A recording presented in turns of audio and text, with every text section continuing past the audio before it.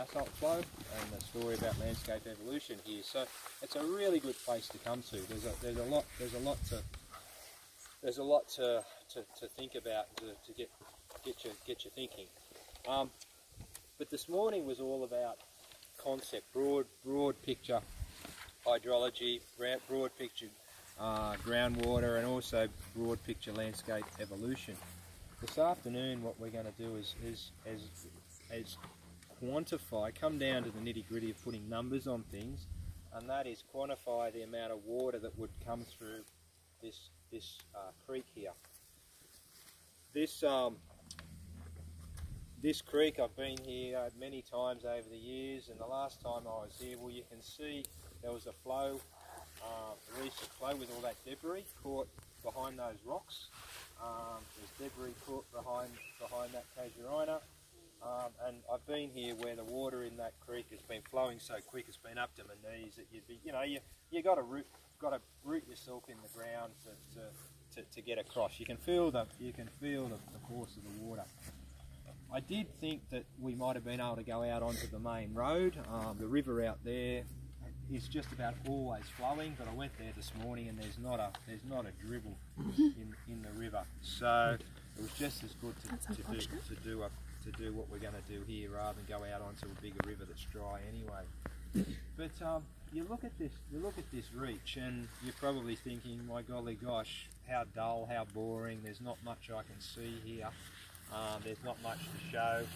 But when you look at this, when you start looking at it and thinking about things, there's really a big story here.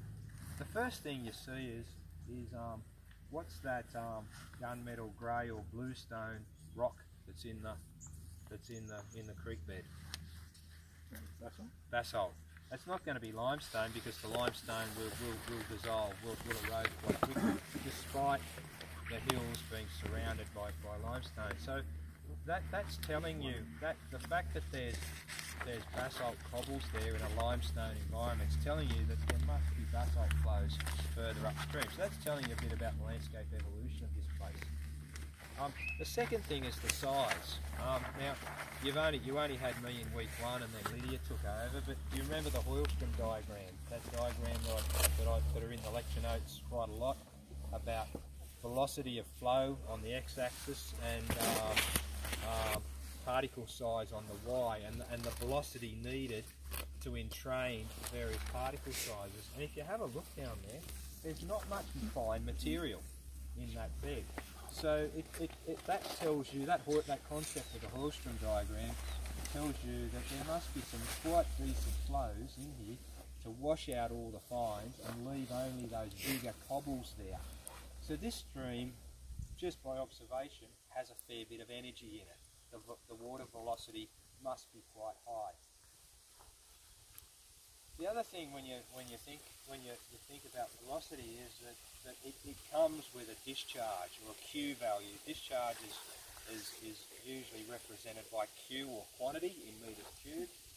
And when you look at this particular reach here, you can see that there seems to be a number of steps in the bank. Now, if I come down, there's a subtle step here that you can see runs around.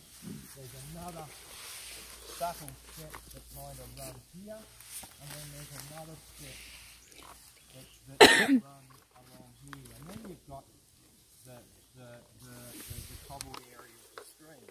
Now, these are called terraces, and they represent different what's called bankful discharges of a stream like this, or you'll see terraces in just about every other natural system globally, whether you're in the United States, Europe, Asia, wherever.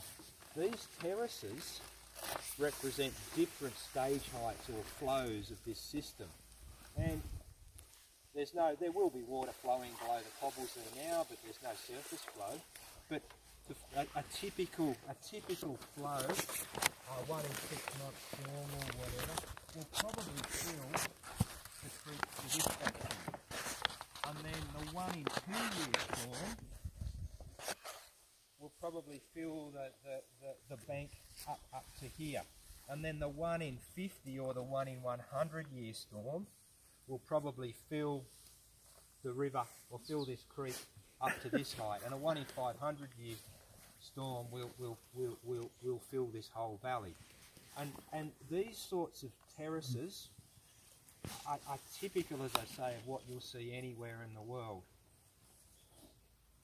The other thing that I forgot to mention to the other group this morning, and it was only when I was standing back after talking, I realised that you'll see the creek runs more or less in a straight line, butted up against the limestone hill, and then is directed around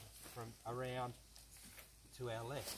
And you'll see that the bank is steeper on that side than this side. And when you think about the forces of water, or the force of water, as it runs along here, it's forced to turn, so the maximum energy of the stream is going to be on that far bank. And that's why you've got a steep bank over there, because it's all the forces there and eroding out, whereas this bank, there's less force and it's more gentle. And if you look at this is not an example of a meandering stream at all. And I think we talk about that in later lectures, the different types of streams and their forms. This meander has been created simply because that limestone hill's there. But this sort of behaviour of, on the outside of a bend you get a steep bank, and on the inside of a bend you get a shallower, less steep bank, is again typical of stream profiles globally. So this is a nice little reach to understand a whole range of different processes that are universally applicable. So what you're going to do, so yeah, is that okay? So what you're going to do today is quite a technical exercise. There's a number of learning goals or levels within the prac. The goal is to work out a theoretical discharge, a Q value or a metres cubed per second of water coming through this creek. And what you're going to do is you're going to use, who remembers, I think, lecture 2, Manning equation? That was a couple of weeks ago. Froude numbers, Reynolds numbers, turbulent flow, laminar flow. In lecture 2, you went through all those concepts. What you're going to do today is use all those concepts, use the numbers that were discussed in that lecture, and use the techniques, particularly the Manning equation, to work out the discharge at the various stage heights of this river or this creek. So what you're going to do is you're going to work out the flow at this height, you're going to work out the flow at this height, and then you're going to work out the flow at this height. And the way you do it is you survey a cross section, and you're going to use an automatic level or a dumpy level. Who's actually used an automatic level or a dumpy level before? One. Okay, that's a yes. Yep. That's good. A couple of you have used it, because to me, using an automatic level or a dumpy level is a life skill. It's something you can use for a whole range of different. You can set out your house, you can set out a building block, you can set out fence lines, you can do a whole range of other things, not just measure cross sections. But you're going to use a dumpy level or an automatic level to do a cross section, and you're going to do it 3 times. I want you to do one cross section at a point here, one cross section at a point further up, and another cross section at a point further up. The reason being is that you get 3 goes at doing it. And the other thing is it gets you to step through the process 3 times and get the method right.